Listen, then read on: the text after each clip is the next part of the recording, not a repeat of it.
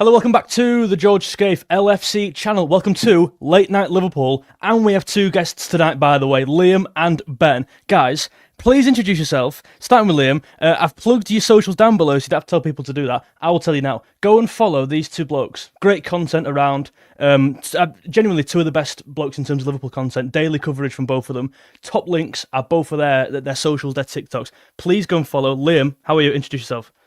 Yeah, I'm not too bad, mate. I'm looking forward to recapping all the many transfer moves Liverpool have made in January. The many moves. Second time on the channel in the last week. Seems to be becoming a bit of a regular. Hopefully that continues. But yeah, not too bad, mate. I'll be blocking you next week, so you can't come on. Ben, introduce yourself, mate. How are you? Hi, mate. Yes, yeah, Ben Eddie LFC on TikTok. Thanks for having me on again, George. Obviously been on a couple of months ago. So yeah, I do TikTok. Just made a YouTube channel as well, so check that out. If you've not seen it, same name, you'll get it on there. Daily Liverpool content. So yeah, that's what I do.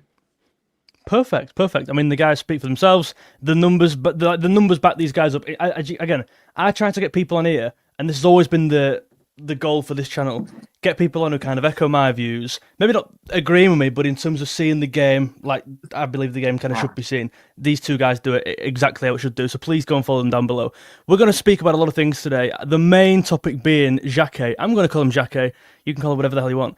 I mean, there's so much to talk about. This is a centre-back who came in like quite late on, let's be real, in the window from Rennes, 20-year-old, I believe, guys. Please do fact-check me if I'm wrong here. 20-year-old. I think he had 3 years left on his deal. I might be wrong there. He's 6'2", 6'3". Yeah, till 2029 with Rennes before the transfer. Obviously he's staying on at Rennes for the rest of the season. We take him in the summer. He's a centre-back, right-footed. Very similar traits to 𝗕𝗏𝗄𝗃, I'm feeling, just from the clips I'm seeing. Like, I'm not a Rennes season ticket holder, but from the things I'm seeing, I've got on here as well, part of the France Under-19 Euro team of the tournament in 2024. Played from youth level in France all the way from Under-16s to Under-21s. This is an athletic centre-back. This is a centre-back who's good on the ball, seems composed, very strong. Physical attributes do stand off the page. I really like this signing. The only real negative, like if you were to find one, would be that it's not now. And we'll talk about that in a minute. I want to go to Liam first. What's your kind of overall reaction when we were linked to Jacquet, first of all, but when we actually signed him? What are your thoughts? Well, the links were going on for quite a while, weren't they? The start of the January transfer window, it seemed like he was moving to Chelsea, really. There was loads of reports about it. And it was almost like Liverpool was sort of, like monitoring the situation in the background. But I didn't really get my hopes up because Chelsea, they've beaten us to a lot of signings in the past. So didn't really get my hopes up, didn't really watch any compilations of him. But in the last 24 hours or so, I've really tried to sort of educate myself on him. Because, like you say, not a Rennes season ticket holder. I don't think I've ever actually watched him play, to my knowledge.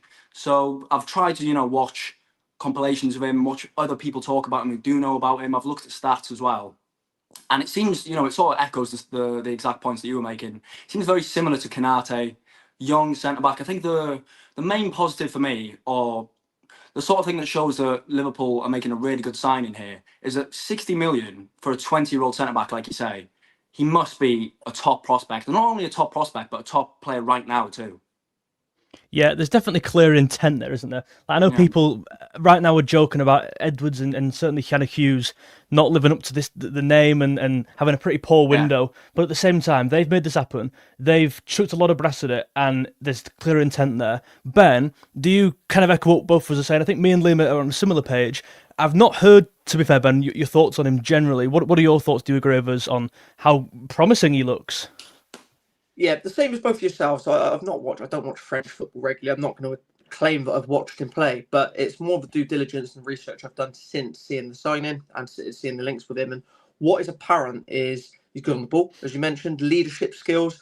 He's captained France at every youth level, which is really uncommon, by the way. And you're talking about a 20-year-old lad. They play a back three at Rennes, so different system at the centre of the back three. And I think that's an important point. And the reason I think that's important is you think about a player playing at the centre of that three, that's the leader of the defence. If Van Dijk was to do it at Liverpool, if Liverpool played a back three, Van Dijk would be smack bang in the middle of it.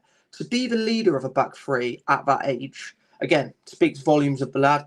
Meant to be very, very good on the ball, which is always important when you come into one of the clubs that's got a lot of the ball. That's one thing with 𝗕𝗏𝗄𝗃. I think he's not bad, but he's not as good as some of the others. Let's say that reference 𝗖𝗵𝗲𝗰𝗀𝗀, who Liverpool, of course, missed out on. He's not as good as that.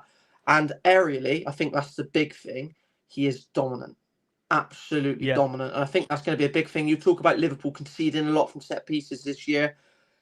It's smart. It makes sense from what I've read. And another one, Julian Lawrence, if you know him, great journalist. Somebody's opinion I take seriously. Does think he's the next big thing coming out of France. Now, not just take him on face value. The stats back it up. Everyone's opinion seem to be aligned on that. So I'm excited about it without having watched too much of it. 100%. And again, that is all we can do, really. Like, none of us, I think if you are sat there going, oh yeah, I've watched him, and you're not, let's just be real. So we've got to take these like trusted sources as kind of gospel for us right now. We've had a $5 donation from James Gallagher, mate, one of the long-term supporters on the stream, a member as well. Thank God we got a defender. We needed it so much. Just a shame he can't come in right now, as we need it now. Can't wait to see Jacquet in red. James, I agree. I'm sure the lads agree as well. We'll come on to in terms of the future, and we're going to project and talk about next summer later on in the stream, so do stay tuned. And please do leave a like. It's entirely free. It shows us that we're doing something good here. It's completely free of charge, and you can always unlike if Liam says something you don't like. So, right, yeah, I think profile wise, I see a lot of similarities to Konaté, as you lads just said there. But what I really do see in terms of a similarity, I think there's a lot of obvious comparisons. The size of both of them, big centre-backs, the pace of both of them as well. They can both get around, it seems. But how they want to stop the ball, how they want to stop the man from going past them is very much, let's stop here at source. Let's jump up to halfway and let's make that move. Let's take the risk almost and be aggressive. Konaté did it. I actually think Matip did it prior to him as well. And it seems like Jacquet is kind of going to follow on suit. Liam, do you like that style of centre-back, and do you think we need it? Will it actually be quite a seamless transition, going from Konaté, who's kind of done that and likes to defend in that way, to Jacquet? Yeah, I'm hoping so. Like you said, when I mentioned about looking at stats of him, what I saw was he ranks in the 95th percentile of, compared to centre-backs across Europe for interceptions. He also ranks really high for tackles won in the attacking third and mid-third as well. Excuse me. So it definitely shows he's a front-footed, aggressive centre-back. Like you say, similar profile to Konaté. I think one concern, not concern that I have with the signing, but because he's such a similar profile to Konaté, and I know you said we'll get onto the sort of summer transfer window and stuff later in the stream, but because they're so similar, and obviously we've done this deal 5 months in advance, and Konaté's got 5 months left on his deal. Is it a sort of like one in, one out situation? I really hope not, because having, Konaté there, they can learn off, obviously both French as well, similar profile like you say. Having Jacquet as sort of the Konaté understudy at the beginning, learning off Van Dijk and Konaté, and like you say, it being a seamless transition when he does come into the side, that'll be much better than him immediately coming in to replace Konaté. Mm-hmm. I agree. I mean, Ben, can anything to follow kind of off of that? Any thoughts immediately? I think it's so important. Everything in football's balance. Don't have too much going forward, don't have too much defensively. And talking about centre-back balance, I always think the best partnerships, there's one that's a more patient defender with a more aggressive defender. And I don't hate to reference Arsenal, but they are top of the league right now, and they have a great centre-back duo. When you look at the balance of that, Saliba and Gabriel's the aggressor. In this situation, again, Konaté, the aggressor, Van Dijk, a very patient defender. That's the type of profile you need alongside. So Jacquet, again, we're led to believe very aerially dominant, very, as Liam's just alluding to, winning a lot of ground duels as well, being aggressive. That's so important if you're playing alongside Virgil van Dijk. In terms of Leone and future-proofing, we only seen him once. I'm fascinated to know what type of profile he is and whether they can play together as well. Because you think Liverpool are trying to be smart here with the future-proofing, but as to Liam's point on Konaté's contract, it does seem that way. I hope he signs one, because it just takes the pressure off. Liverpool absolutely have to have 4 minimum next season, probably 5 really. But if the 5th is a pincher, someone that plays holding midfield that can fill in, that's fine. But they have to have 4. It's an absolute vital mistake if they don't. I do agree. We'll touch on that in a minute in terms of the future progression. Aidan O'Keefe, another one of the long-term supporters and members on the stream with a 5 donation, mate. I really do appreciate you again. Buying for the future, he says, possible back 3. We'll talk about that in a second as well. Poor window due to LFC unsure of slot. Interesting. Maybe building for Alonso. Only option, but looks likely. Aidan, I think you raised some good points. We're going to build off of one of them, to be fair. In terms of that back 3, I think that is the natural progression here. A lot of people mentioning it, and with the Alonso murmurs getting louder each week, it seems. I think that'll be the way forward. I think with Liverpool having wing backs, you look at Frimpong and 𝗏𝗏 as well, two players who played in the back three with for Alonso and played some good stuff, to say the least. I mean, they went unbeaten, right? If Alonso comes in, if he came in tomorrow, I don't think he'll play a back three straight away because we've got no players there. You can't play a back three with literally three centre backs in the squad. But the idea, what he wants to do, his vision is a back three for me next season if he comes in.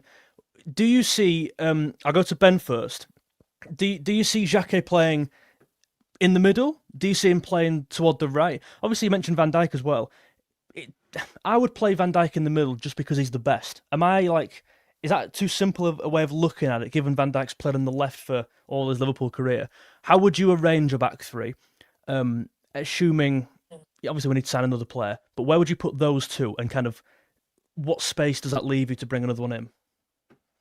Yeah, a lot to unpack there. I think, firstly, your point on Van Dijk playing in the middle is the obvious solution. I don't know enough about Jacquet to know if he's comfortable defending in wide areas.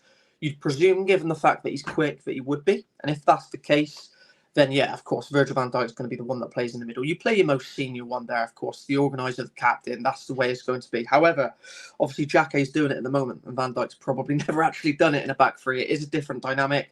But you talk about Liverpool transitioning to that, and you made a great point there, George. That they're miles away from it right now. How many centre backs do you need at the club to play a back three? 5, 6. Liverpool have got 2, 3 at the moment. You know, if he's not coming into the summer, Konaté could be leaving. Leone's got an ACL. Gomez is never fit. Obviously, we like Joe Gomez, but it is what it is. So miles off from it. But yeah, Van Dijk in the middle. Konaté's pretty good in wide spaces, and I'll tell you what, he's going to be leaving in the summer. But if you played it right now, I think Andy Robertson plays as left centre back for me. I know he's not. I know he's not a centre back, but you tuck into a 4. You know, when 𝗕𝗏𝗃 goes forward, you can see how it works. I think he'd be comfortable there. Decent on the ball as well, ball progression. If they were doing it right now, but yeah, I can see how Liverpool would. I think it would suit the wing backs. I think it would suit 𝗵𝗏𝗏𝗀𝗏 𝗏𝗏. It would cost a couple of people in midfield. I think it cost 𝗵𝗏𝗏𝗀𝗀 to kill him completely, in my opinion. Might not be for you. Can't see that he'd play in that 2-man midfield. But yeah. I hear the Robertson shout for now playing as a left centre back. I mean, Arne Slot's kind of teased it a few times in the cup, in pre-season as well, kind of played there at times. But again, it's not ideal. Liam, I'll put the same question kind of to you. How would you arrange a back three? Assuming Konaté leaves, which I think he will, Jacquet, Van Dijk, another. Would you put Van Dijk in the middle or toward the left, Jacquet in the middle or toward the right? How would you see that working? Difficult one, isn't it? Because Van Dijk, like you say, has obviously played off the left in his whole career. One of his biggest strengths is that diagonal ball out to the right-hand side. But he also has it in the locker to, hit the left channel too. So him playing centrally, like Ben said earlier, you probably want your most senior centre-back centrally, and him being able to hit both channels from them central positions. He's probably our best line-breaking passer as well, which you can make the argument that it's better to have your line-breaking passes out wide, to sort of hit those half spaces, but it's really good having him centrally as well. In terms of Jacquet, I wouldn't really know where to play him because I haven't really seen too much of him, and it's the same with Leone. I was trying to think while Ben was speaking there, which side did Leone play on against Southampton? Can anyone think? I'd guess the right. I think so. Well, he got injured kind of in that area, didn't he? Yeah, on that right-hand side, didn't he? So maybe it was the right, but it's a difficult one. In terms of players that we'd maybe bring in that left side, if you've got Konaté centrally, Jacquet on the right, again, we don't know how good he is at defending the channels. But in terms of the left centre-back, 𝗵𝗏𝗏𝗏𝗏 and Bastoni probably are your two main options. Bastoni's probably a bit too expensive, but I think with 𝗵𝗏𝗏𝗏𝗏's contract being not this summer, but the following summer, it could be a similar situation that we saw with the Mark Gahey deal last summer, where you sort of get him on a bit of a cheaper fee because of the contract situation. Yeah, I agree. 𝗵𝗏𝗏𝗏𝗏's definitely top of my list as well. I just hope we kind of get that done before the last day, like with Gahey, and he kind of missed the boat. Back three, I think, will be the way forward.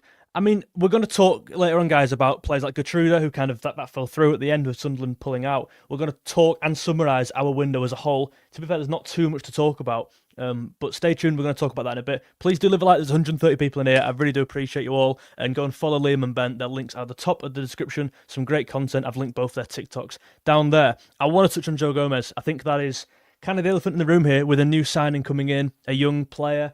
It feels like kind of what Joe Gomez was, this like high potential, like, oh, we've got Gomez, physically really great athlete, but Gomez kind of gets injured every week. I mean, I don't see that as a joke anymore. You can't keep up. And I think people don't like having this conversation because it sounds almost very harsh and like you're speaking into existence. I'm really obviously not. And I wish Joe Gomez the best, but it's like you have to project. You have to look in the future now and realise Joe Gomez will go down 3-4 times a year. It happens every year. You have to therefore plan ahead, right? Where do you see, Liam, start with you, where do you see Joe Gomez? Do you see him at Liverpool next year? Do you see him at Liverpool the year after? Do you see him retiring at the club? I don't know. Where do you see Gomez?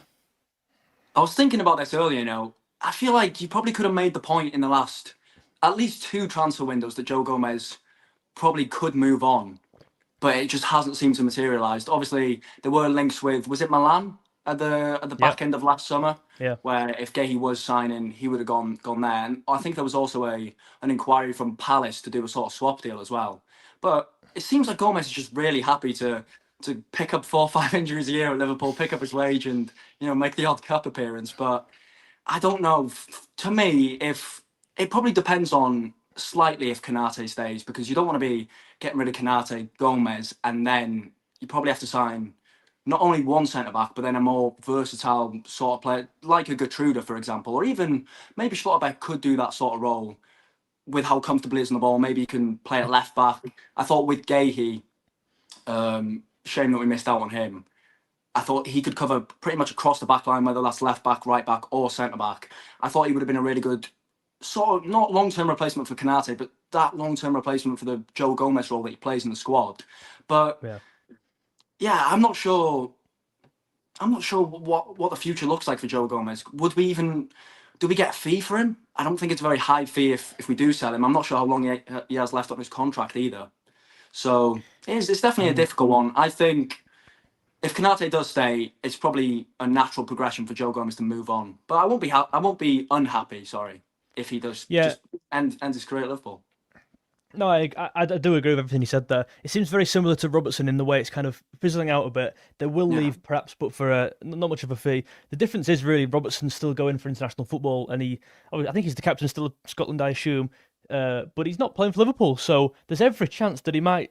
I know Scotland aren't the best side, but he might get dropped out of that side. I don't watch him. I don't know the standard. I don't know if he still does it for them. But you've got to factor them things in. And Gomez isn't really in for an England shout, and he won't be looking for that game time for England. Ben, obviously Gomez has a lot of qualities, and we could sit there and kind of list them off when he's fit. A fully going Gomez, we've seen that partnership with Van Dijk a few years back and what he can do. Do you think his qualities outweigh the negatives? Do you think the physicality, the versatility, can play across a back three and even fullback? Do you think that outweighs the injury risks? Short answer, no. I'll explain why.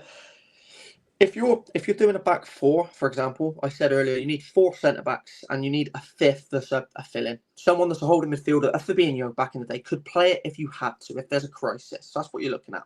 If you're playing a 5, a 3 at the back, if you were 3 centre backs, that number goes up again. You probably need 5. And Joe Gomez, for me, I love the versatility. I love everything you just said. Right back, left back, holding midfield. We've seen him there. He'll go up front one day. I promise you he will. But obviously, the versatility. You talk about the centre-back slots. He could have done left centre-back, right centre-back, the middle of it. He'd be perfect. But if I'm planning the squad, he's my 6th choice. If I'm doing back 3, he's 6th choice. And the reason I say that is I think you need 5 that you can rely on. He'll never be... Again, if we talk back 4s and we've got 4 centre-backs, he cannot be one of my 4. He's the 5th. That's how I see it. Purely on availability. Availability is the best ability. I like him as a player. And I'm surprised he didn't leave a year ago, to be honest. Yeah, no, I do agree. I think because so many players kind of left in one chunk last year with Trent, Elliott going on loan, Diaz, Nunes, and things happen. So I guess maybe if they didn't all go, and if we'd have done some business 2 years ago, maybe Gomez might have gone last year. But it feels like we kind of did nothing, did everything in 1 year, therefore Gomez couldn't leave with them. Do you know what I mean? That's kind of where I am on that. Don't know if you lads agree. We've had another donation here from James Gallagher, mate. What a legend. Again, a member on the channel and a long-term supporter. Back 3 would suit Frimpong. I mean, this is a really good transition from James, by the way, here, because we'll talk about Frimpong briefly in a second. I'll come to you, Liam, on Frimpong in a second, if that's okay. Back 3 would suit Frimpong. he loves those attacking positions. I think �11 would work too, but definitely need at least one centre-back, even if 𝗕𝗏𝗄𝗃 stays. I mean, Ben, that's kind of echoing what you said there. In terms of Frimpong, and we'll go back to Jacquet, because I feel like we've drifted off a bit there. It was my fault. Jacquet's pace does seem a massive asset. And 𝗕𝗏𝗃, that recovery speed, I think is great. And yeah, Frimpong's a fast player, but ultimately he gets in these high positions. It's like, you can be the fastest player in the world. You're so far up the pitch. You've got so much work to do to get back. Jacquet, I'm just going to put it to you like this. Frimpong, Jacquet equals covering for Frimpong. Like, is that not a nice thing to have? I guess that ability to just put out fires in a back three. No, definitely, mate. I think that's something. It's probably one of the big reasons why Frimpong's had so many injuries this season. In the sort of system that Slot's playing, Frimpong's almost doing the job that 𝗖𝗵𝗲𝗰 was doing last year. You know, 𝗖𝗵𝗲𝗰 in that right 10 position, just doing all of Salah's work behind him. But this season, we sort of switched it up a bit, and Frimpong's almost playing in between the opposition left back and the opposition left winger.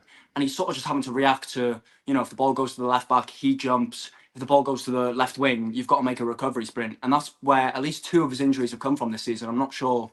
Can't think of all the injuries, but definitely the 𝗕𝗏𝗃 one. And I'm not sure the other one, but definitely 2 of them were from those recovery sprints, from having a bit too much workload to do, too many responsibilities. So having an extra body at the back, especially in a 3 at the back, will really improve our rest defence. It's something that, you know, a lot of people have criticised Arne Slot on, having too many players forward. So having a player behind Frimpong, giving him that licence to really bomb forward, and that's really where all of his strengths come from, really. I think he is a quite underrated defender. I think because he played in a 5 at the back under Alonso, he probably gets a bit scrutinised unfairly for his defensive ability. But I think from what we've seen this season, he does want to defend. It's a lot more than you can say about someone like Trent, for example, last season. Whether he's really good at defending or not, he does have the willingness to defend. So I think he's definitely better at defending than a lot of people think, but his real strengths are going forward, making those carries past players on the outside, getting to the byline, putting crosses in.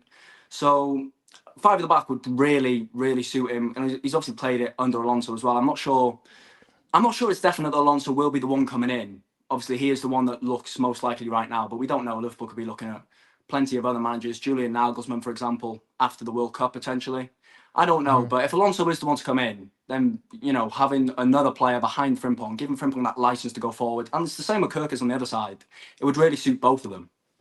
Yeah, I do agree. They are the 2 players, I think, for me, who I'm most looking forward to seeing in a back 3 should Alonso come in. I think they're really going to thrive there. Ben, is there anyone? I mean, you mentioned McAllister before, in terms of not maybe thriving. Have I read that right? Not thriving under Alonso or in a 3 at the back. Why do you think that, firstly? The midfield 2, large spaces, being exposed. He's not quick.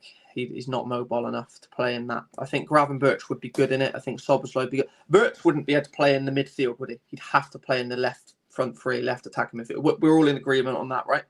Yeah. I think physicality, McAllister is a very similar frame to �11. That's just in a nutshell why I think he would struggle with it. I might be proven wrong, that's fine. I've thought about this a lot this season. I think a lot of the players that Liverpool have got are set up. I've been thinking this for 2 or 3 months. They'd suit this. I think Liverpool would suffocate teams if they played 3-4-3. I just think right now, the here and now, Liverpool don't have the players to do it at the back. They don't have the centre backs. If they had the centre backs, 𝗕𝗏𝗃𝗃 would be brilliant. I think Van Dijk would be. Robertson, I mentioned Robertson earlier. That's just in the current squad. I think that's as good an option as you've got. It's not ideal though, is it? It's not perfect. No. No. But yeah, McAllister, I think large spaces, being exposed, 2-man midfield against 3. You might not agree. That's my workings out. That's why I think he'd struggle with it. I think �11 would shine. I think Frimpong would shine. I think 𝗑𝗏𝗃𝗃 would shine. I think 𝗖𝗵𝗲𝗃𝗃 would shine because his biggest attribute is the running power and covering spaces. Yeah, it would be exaggerated. I'll stop you there in terms of who's going to shine, because I thought we'd do a little thing where we could each maybe put forward a player who we think will improve, or we're looking forward to see in a back 3. I'll just throw you mine first, just off the top of my head, and I'll come to you lads next. I'll try and miss out Frimpong and 𝗑𝗏𝗃 because we've kind of covered them before, and maybe �11, but I really like the idea of Curtis Jones in a midfield too, to be fair. I think Curtis Jones is severely underrated by the fan base. Overhated, I think, as well. And I see why he splits opinions. He keeps the game very simple, and that ain't enough for some people, which I do understand. And at a time of turbulence, put it lightly this season, I think Jones coming in and steadying the ship, playing the game simple the way it should be played, it's so noticeable, right? And I really like him there. But I just think in a flat four with two wing backs either side, when I watched Alonso's team, I think they played so, what's the word, like laterally, like horizontally, like from left to right as opposed to more forward to back. I think Yeah. a lot of what they want to do is from the left wing to the right wing, as I just said. I think Jones is so good at keeping the ball moving, keeping the game simple, like I said, and linking the left to the right, linking the front to the back, and going through the phases of play. And I think he's better at it than 𝗖𝗵𝗲𝗯, and I think 𝗖𝗵𝗲𝗯's a better player. But in terms of them little touches, them little details, keeping the ball, ball retention, I think Jones is better. Jones is my player. I really would look forward to seeing next to, for me, Gravenberch. If we keep these players, I think Jones starts over McAllister. Ben, you mentioned McAllister struggling in a three-back. I do somewhat agree. I don't think he has that physicality, certainly that Jones has. I'll go to Liam. If you've got a player you can kind of put forward, who do you think is going to excel, or who you're excited to see more so in a back three? Or in the 3-4-3, I should say, in the Alonso team. Yeah. No, definitely. I think the two sort of positions I'm most excited to see if Alonso does come in are those wide tens. We see it across the Premier League now with United and Palace. You know, they've got so many players who really excel. Some of their best players play in those wide 10 positions. And I think we've got a lot of players, like you say, Jones there. I think Jones could even play in the left 10. I think we've got so many players that could play in the left 10. You've got Jones, 𝗕𝗕𝗃 could even play there, 𝗧𝘂𝗏. But for me, it's the right number 10 position. I think 𝗖𝗵𝗲𝗯 could definitely do a really good job there. It's basically where we see him play anyway for Liverpool. But my player, I'm not sure if he'll even be here next summer, but Mo Salah in that right number 10 position, he's you know, we mentioned it in the last live stream, George. His legs seem to have gone on that right wing. He can't really beat his man anymore, but his creativity is still at a world-class level. So having him in that sort of right 10 position inside the pitch where he can just sort of link up with players, play those killer passes, and hopefully sort of be a bit more protected in terms of not doing as much defensive work. I think, you know, if Alonso does come in, he'll probably want every player to defend, but I'm not sure how likely that is from Salah these days. But yeah, having Salah in that right 10 position, I'm really looking forward to. Just those two positions in general, like I say. I think one problem, I'm going a bit off topic here, but one problem that you have with those front three positions is you don't really get Isak, 𝗧𝘗 and 𝗕𝗕𝗃 in the same team, do you? Unless it's 𝗧𝘗 as that right 10 and 𝗕𝗕𝗃 off the left, Isak centrally. But that'll be one of my only problems. But at the same time, I'm really excited to see that front three and how they combine. Yeah, I do agree with everything you said. I mean, Ben, I assume, given your reaction to what Liam was saying, you had the same player in Salah. Do you want to add to that in any way? Yeah, sure. There's a lot. I told you, I think there's a lot of players that would suit this system. I love a couple of things you both said. I love the Curtis Jones shout. You know I'm a big fan of Curtis Jones. You know that. But the Salah one, and I like your reasonings, Liam. I think what would be so important is obviously given he is a bit slower. I think he was slower last season as well, by the way. He just had an unbelievable season. But with Frimpong being the outlet, holding the width, would allow Salah to come into the pitch and he would occupy players, creating more space for Mo Salah. I think if it happened and Frimpong was fit and overlapping, Mo Salah would have so much joy. I think 𝗧𝘗𝗏 would be the system, the system set up for him in that. 𝗕𝗕𝗃 and Frimpong, obviously, we mentioned, would be well suited to it. But you know what? I'll go rogue one. Because he's not even at the club right now. A player that would excel in that system is 𝗕𝗵𝗲𝗯𝗍. If 𝗕𝗵𝗲𝗍 plays as the right 10, he would excel in that system. Now, I'm not saying he would play because if Mo Salah's not there, if Mo Salah leaves and he comes back, it's a rogue one. It probably won't happen. But I'm just saying, stylistically, you want to pick out a player, someone like Harry Wilson playing at Fulham at the moment, and he gets into those spaces, and you think 𝗕𝗵𝗲𝗍 is similar profiles of players. You look at what Leverkusen did. You think about what 𝗧𝘗𝗏 was doing on that left side and drift into number 10. It's the 𝗕𝗵𝗲𝗍 role. I'm not saying he's as good as 𝗧𝘗𝗏, but you see the reasonings, right? Yeah, I hear that. Outside the box, I like it. So Jones, 𝗖𝗵𝗲𝗯, you mentioned before, Ben, as well. Salah, 𝗕𝗵𝗲𝗍𝗏, a lot of players. Frimpong Kirkers. Let us know, guys, in the comments, one player you think will thrive or you're excited to see in this. We'll call it the Alonso thing. Listen, we're not probably going to get him, but I think he's probably the favourite. I would say. I think he's probably Bucky's fav. Yeah, and he's the guy I would want to see in there. To be fair, we'll kind of wrap that segment up. I think in terms of Jacquet, we spoke a lot about him, guys. This will be posted as a video after in about 15-20 minutes, so you can go and watch it in full. I'd ask you one thing and one thing only. I'd never ask for anything else. Please do leave a like on the stream. It's entirely free, and it goes a long way. It tells YouTube, push the vid out. We're doing something right over here. I really appreciate it. There's nearly 200 people in here watching us talk on a Monday night at 10:30. So, very very humble. Thank you very very much. We're going to get into the January transfer window and kind of. I want to end it by giving a rating each out of 10 for the whole window. Let's talk about all these moving pieces throughout the window. Do either of you want to particularly talk on Curtis Jones? Do either of you want to lead this? Ben, I'll happily do you want it. me? I'll go there. Go, Ben. He's your guy. George. Go on, George. Are you sure? Okay. Well, I think a massive part of this was it 2 days ago now? Curtis Jones to Inter Milan. And we're all reading it thinking, you are joking. The last thing we needed, the bottom of our priority list. I actually read that and went, I'm happy. It's like you're almost smiling. You are smiling, laughing, going, this is mental club, right? This is in some state. But it didn't happen. Ultimately, it didn't happen. So you've got to surely rein it in a bit there. But the intent, that's what annoyed me. The intent of discussing, even being open to somewhat him leaving. I know it didn't go. But the fact we were open for this to happen and it fell through, that for me is a massive red flag. Curtis Jones, as I said before, is a fantastic footballer. Probably for me been our fourth, maybe even third best player this year. I'd certainly say behind 𝗕𝗕 and Szoboszlai and probably 𝗑𝗿 over the last couple of months. He's a great asset, and I can see him being at Liverpool until he retires. I really can see that. And I think it doesn't seem right not having a local lad in the team, given Trent's gone. If Jones goes as well, the identity, do you lose a bit of that? Do you lose that fan on the pitch element if Jones goes? I think perhaps you do. And you lose the fans, in my opinion. Not like they've been lost already, which, to be fair, I think a lot of them are already checked out of this season. But yeah, happy we kept Jones. I think that does boost our rating somewhat. And a lot of players, we didn't lose any players, which is a positive. I think we should now go into Geertruida. Liam, this was some day when Geertruida was linked. Obviously, a Dutch right back, centre back, midfield player as well, played under 𝗖cie Slot, captained 𝗖cie Slot's side. What were your immediate thoughts when we were linked to him? It wasn't even just linked; it was like this thing's going to happen. It's happening. What were your thoughts? It was completely out of the blue, wasn't it? Similar to the sort of Jacquet deal. I've been sort of thinking since that Frimpong injury, who can we bring in? Because we needed a sort of centre-back cover and right-back cover. Didn't think of him once, but, as soon as I saw the report, it seemed like a really good idea. It seemed like almost a perfect signing. There wasn't any negatives to it at all, really. Like you say, played under Slot before. Slot's captain, Premier League experience. He's played in the Premier League this season for Sunderland. I think he's played 17 times. Not started every single game, but he's definitely started a good few of them. And yeah, like you say, he could cover across the back line, right back, centre back.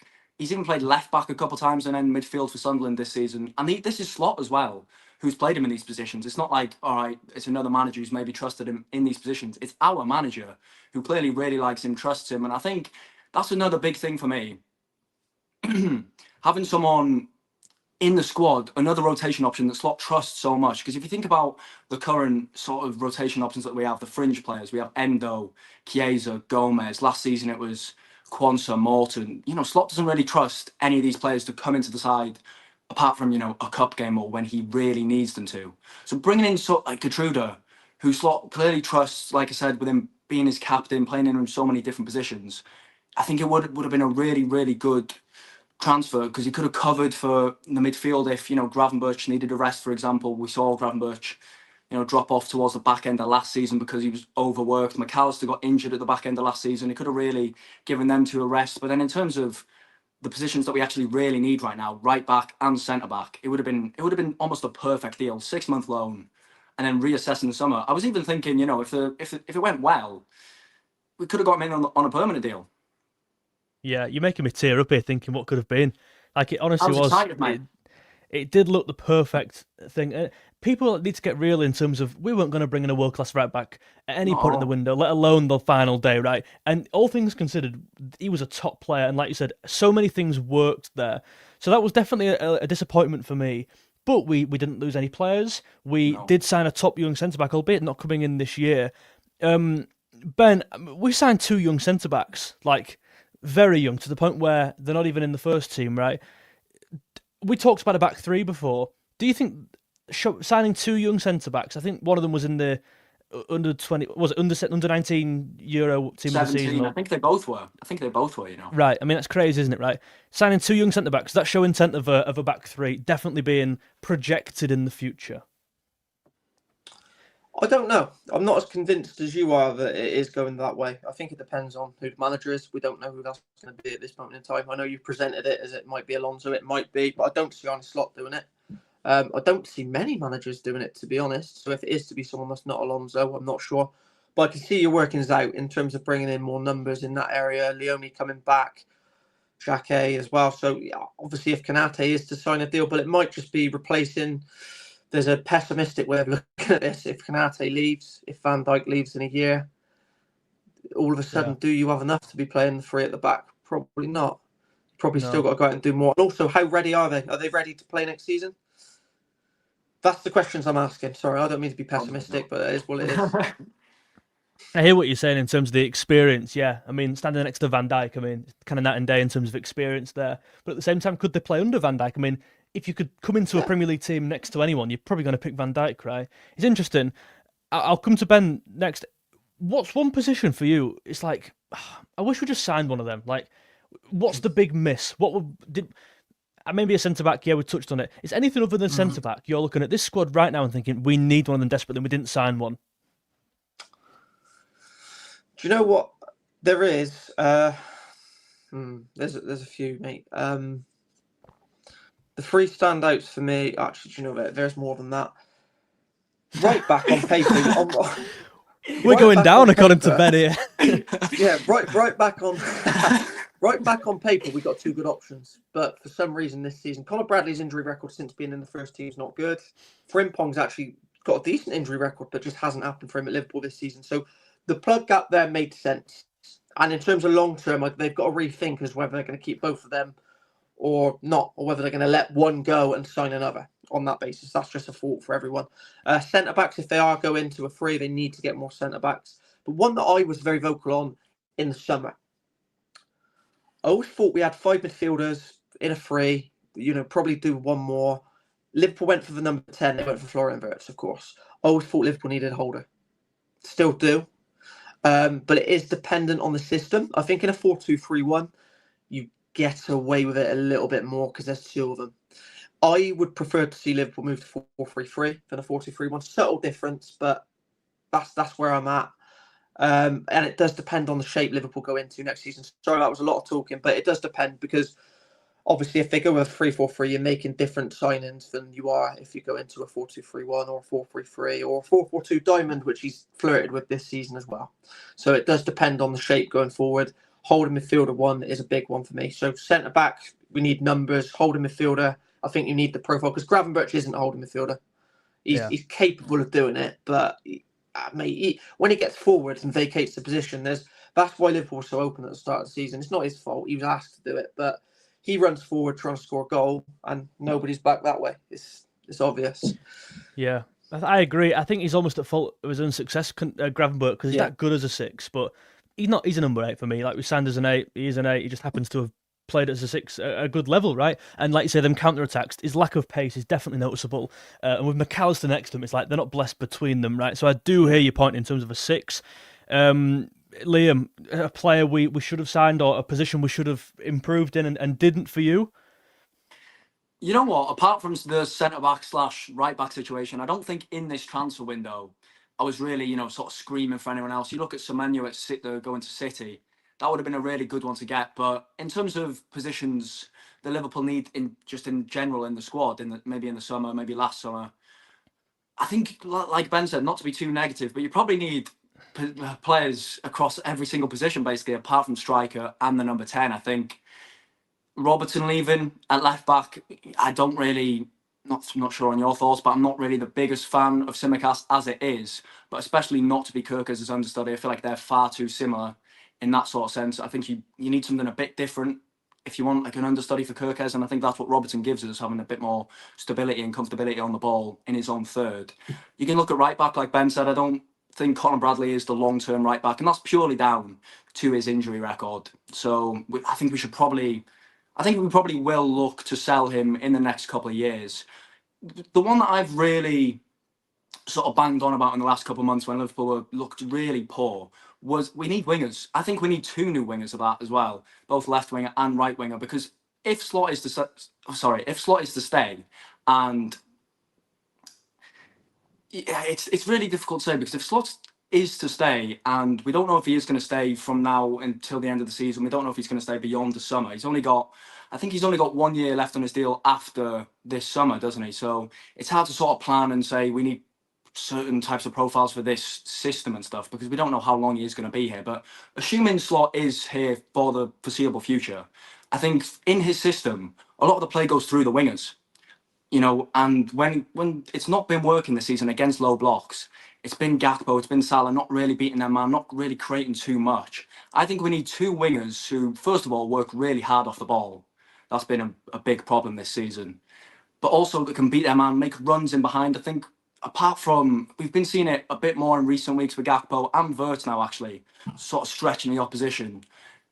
Apart from them two, over the last couple months, it's sort of just been everything that we're playing against the opposition is in front of them. And it becomes very easy to defend against when you've not got players making runs in behind. If you think about, Firmino dropping in back in the day with Mane and Salah making those runs beyond defences, it makes it so difficult because it opens space up elsewhere. That's why Robertson and Trent, for example, got, all the goals and assists they got. So I think I definitely go 2 new wingers. I think we need a holding midfielder, like Ben said.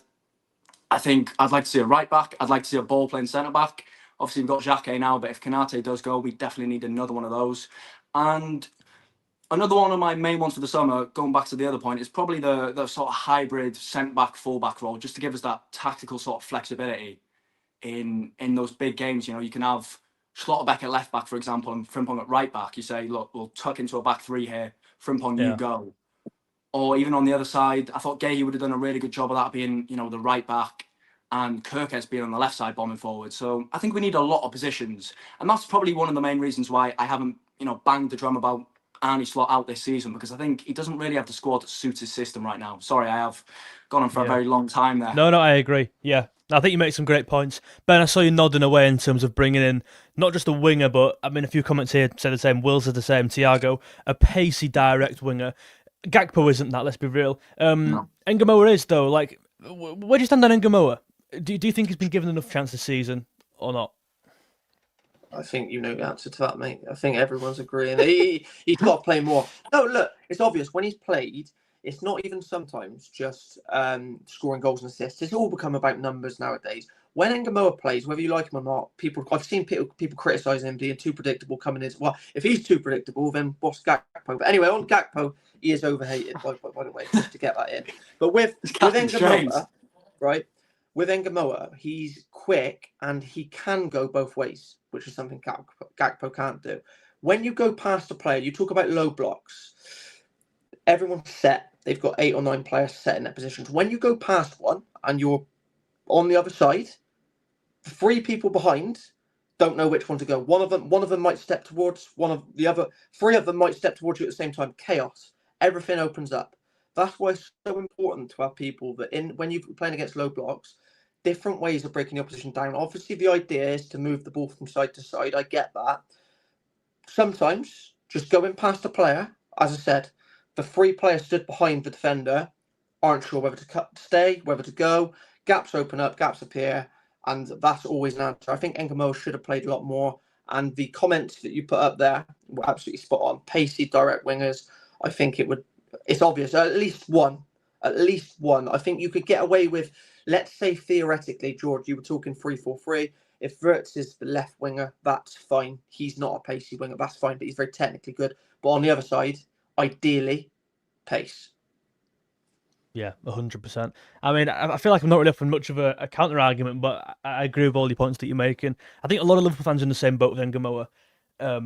Actually, it leads me on quite nicely to one, this super chat, another one from James. James, thank you for the support, mate. Again, another 5. It leads me on to this super chat, and also one of the perhaps negatives, I think, in this window, among a few others as well, but we'll end it on this negative and one we can follow on the back of it. James says, my main problem with Slot is his lack of trust in players. He has 15 to 16 players he likes and doesn't use anyone else, in my opinion, leading to injuries. It's an interesting point. I think in terms of rotation, the injuries, you're right there. You look at that, was it the Marseille game where we're 2-0 up and he brings 2 players off, I think, quite late on in the game. Like, could he have rotated there? We were quite comfortable in the game. Could we have taken some players off early for the Premier League game? Perhaps, yeah. I hear your point about relying on 15 players. Should we have loaned some more young players out? That's my negative perhaps here. Are we halting the progression of Train Ione, Rio Ngumoha, Calvin Ramsey, Nalo, for example? Does anyone want to kind of take the lead on that in terms of young players? Is Arne Slot like restricting them in a way from growth? You know what? I've just probably about 2 hours ago, right after the window ended, I made a video about 2 positives and 2 negatives of Liverpool's transfer window. And one of the negatives was exactly that. I thought Liverpool really needed to just loan out some of the players. Calvin Ramsey, a great example, hasn't played at all. Doesn't seem like Slot trusts him a single bit. And there would have been a load of Championship clubs, most likely anyway, or even lower level Premier League clubs. You think of teams like Leeds, Burnley, the sort of fodder at the bottom, or high-end Championship that would have been looking to take Calvin Ramsey on loan. It's the same with Train Ione, even with Rio Ngumoha. I understand sort of keeping. I think Slot rates Ione and Ngumoha much more higher than he does Calvin Ramsey, for example. So I kind of understand keeping them around the squad, sort of, learning, training every single day with world-class players will obviously help them develop, but obviously game time will help them develop too. But with the Ramsey one, I find that one so frustrating because even with no right-backs right now, Slot, he still hasn't got any minutes since that. What was it, the Palace game? I don't think he's got any minutes since then, has he? But the frustrating thing with that is he publicly came out and was like, he's not really at the level Ramsey. There's other players better. I'm going to use other players to Ramsey. Klopp would have never done that, by the way. And I'm not comparing the two in terms of it's a negative, but it doesn't sit right with us fans in terms of it's not really going our way. And you're publicly slamming a young player. It doesn't sit right with me. No, not at all. But he does it far too often as well. Like, he doesn't seem to, with this PSG quotes, the 2 titles in 30 years that he keeps banging on about. He doesn't seem to read the room very well. I talked about it a couple of weeks ago as well, when he said this type of stuff. When you're under so much pressure and scrutiny from the majority of the fan base, surely in these press conferences, you want to sort of like get the fans back on your side, speak well about the youth players, try and give the positives. But it seems like he doesn't sort of play into that at all. He's incredibly Dutch, is how I'd probably describe him. Yeah. Ben, any thoughts on Arne Slot's treatment of the youth players or Arne Slot in general? Anything that came up there? Yeah, I mean, it's night and day with, again, don't want to make the Jurgen Klopp comparisons, but you can't help it. Talk about the cup final with kids, etc. It just wouldn't happen now. And I think the commenters, I've seen a couple of them come up on the screen, some great points. The squad of 15, 16, to some degree, I can understand, as Liam was alluding to earlier, maybe the purchasing's above his head.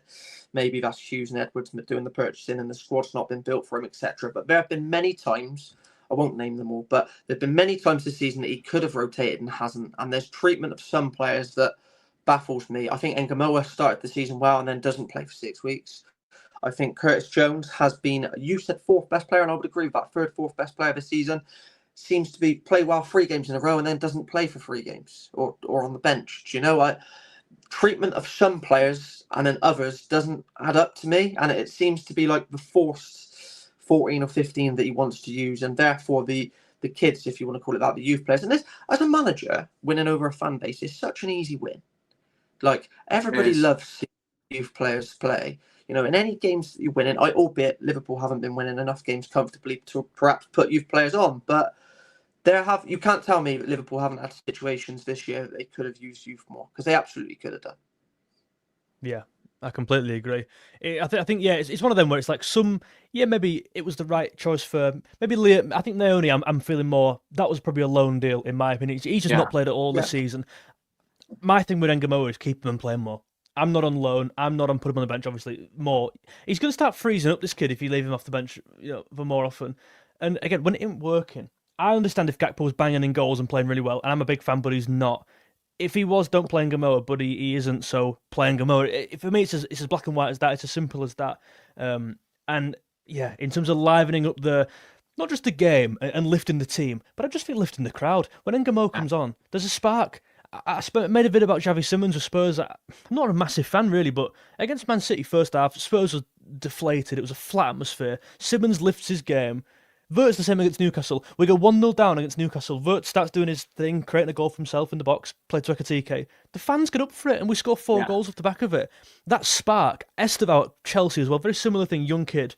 You play him just to get the fans on side, and with Ngumoha, it's like you said, Ben, it's quite easy to win the fan base over with a player like that, a young player at your disposal, yet he doesn't do it. So for me, it's a massive issue, and I agree with what you guys are saying. I think we've summarised a lot there, and I'm very aware we're 50 minutes in. It's been an unbelievable stream, and I appreciate both your time tremendously. Thank you very much. No worries. I want to just end it on a rating. So we can summarise everything. We can summarise bringing in Jacquet, albeit not for now. We'll think about bringing in 2 young centre-backs. We think about not losing any players, perhaps not loaning any players. There's so many positives and negatives. I'll kick us off.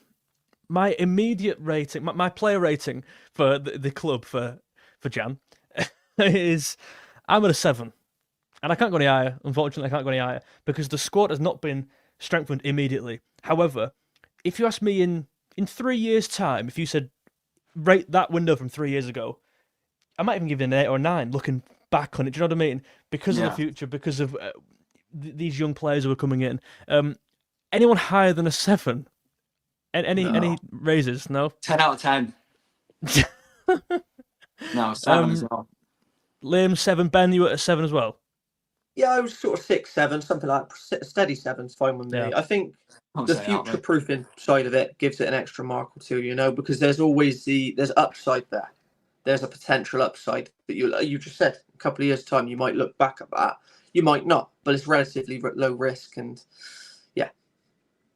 Yeah, 100%. Guys, let us know in the comments. Let us know 5 for Max, a 5 out of 10 for All-Star. 2 main problems. We needed 2 lone players, and I've gotten Geertruida. Yeah, I mean, if we sign Geertruida, we're looking at like an 8, maybe even a 9, honestly. Yeah. Because his flexibility, his adaptability allows us to do so much. He's almost like 2 signings in one, really, Geertruida. But obviously it fell through. So we're going for a kind of an 8, a 7... Sorry, a 7, a 7, a 6. So we're looking about 6.5 maybe, which I think, to be fair, is reflective. James, a massive support on the stream today. Thank you, mate. He says 6, so James can have the final deciding vote given his contributions to the stream. I've really enjoyed the stream. I just want to thank James again for 3 super chats, and obviously Aidan as well, guys. And obviously all of you, 166 people still in here an hour later almost. Thank you very, very much. We're all very appreciative.